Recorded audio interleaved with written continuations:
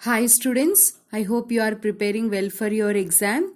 In today's session, I am going to start NEET Preparation Series Day 5. It covers previous year NEET and AIPMT questions from States of Matter chapter. Let us see the first question.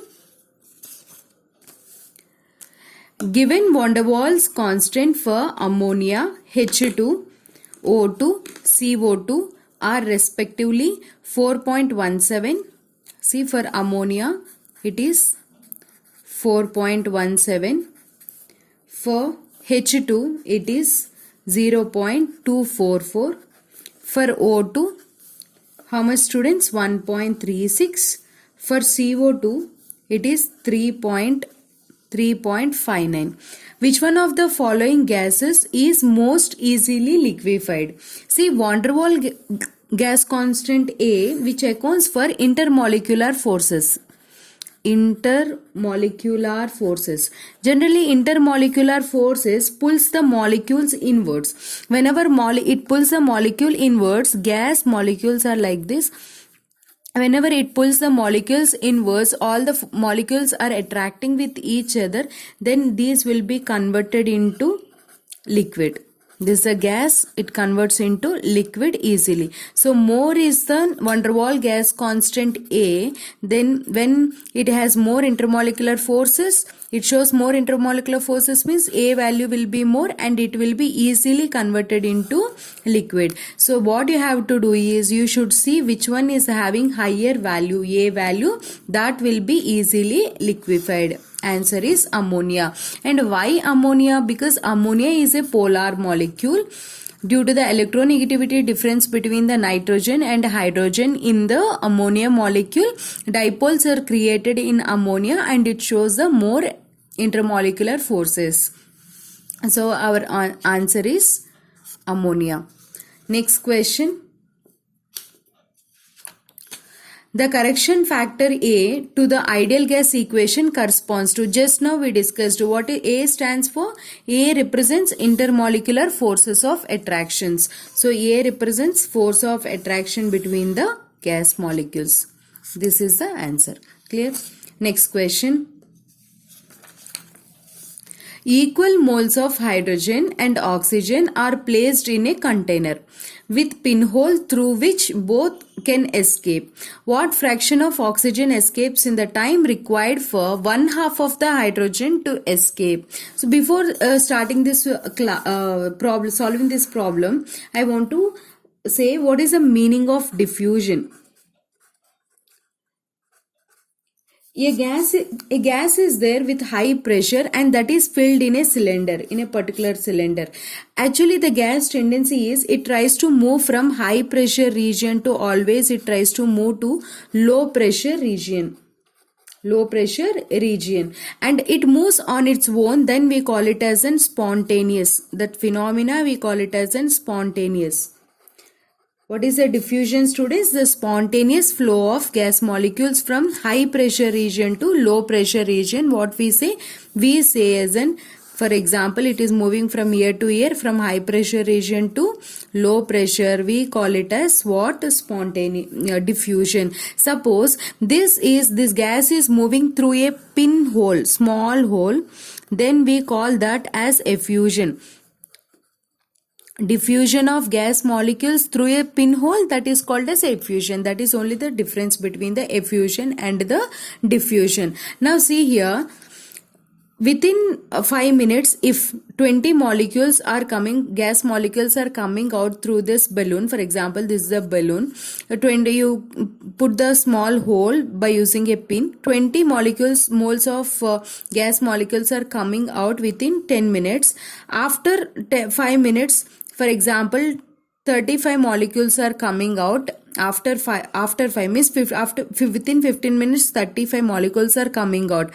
It means that the number of moles of gases coming out is depending upon the temperature. So you can say that rate of diffusion. Diffusion means gas molecules are coming out. Rate of diffusion means with respect to time. Number of moles of gas coming with respect to time. You can write it as, I'll tell you a small trick so that, see, this is a simple tip, rate is proportional to number of moles of gas coming out, or rate is proportional to volume of gas molecules coming out in that particular time, or which is proportional to distance traveled by the gas molecules in that particular time. So keep this formula in your mind. R is proportional. If you keep this example in your mind, it will be very easy. R is proportional to N by T, V by T and X by T. If you are comparing two gases, then R1 by R2 equal to what?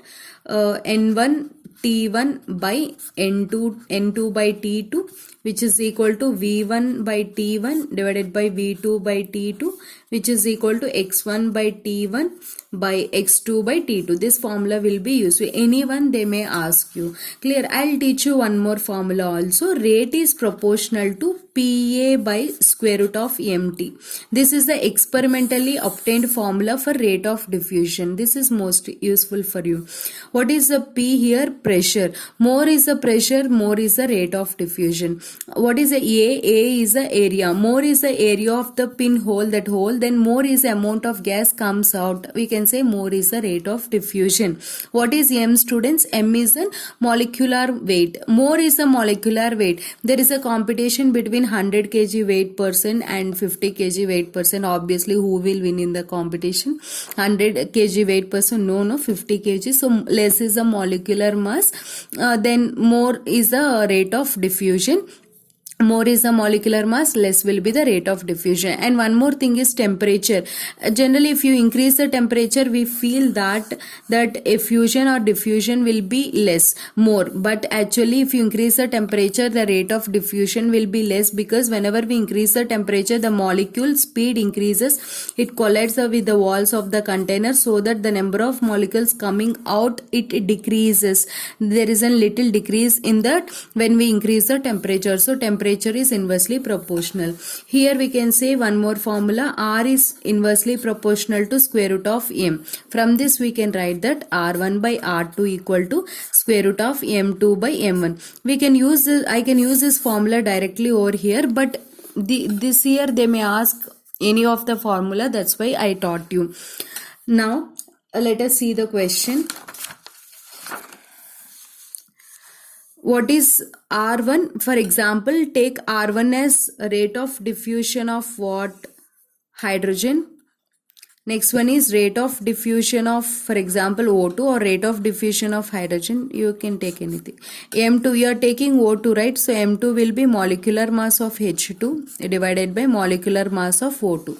Rate of diffusion of O2 by rate of diffusion of hydrogen equal to, what is the molecular weight of hydrogen? One hydrogen is 1 gram, two hydrogens 2 gram.